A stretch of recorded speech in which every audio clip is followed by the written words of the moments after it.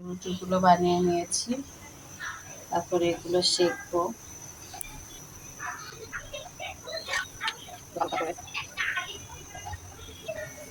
সবগুলো রুটি সেঁকে নিয়েছি, কিছু বক্সে নর্মাল চেম্বারে রেখে দিব, আর কিছু এভাবে ঠান্ডা হয়ে গেলে ডিপে রেখে দিব।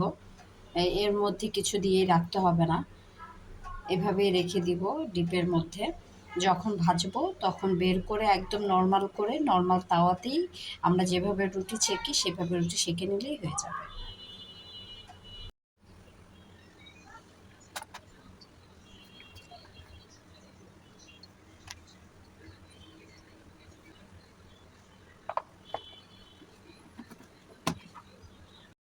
এই যে রুটিগুলো ফ্রোজেন করেছিলাম হালকা ভেজে, এখন এটা যখন নর্মাল হয়ে আসবে একদম, তখন আমি তাওয়াতে ভেজে নিব।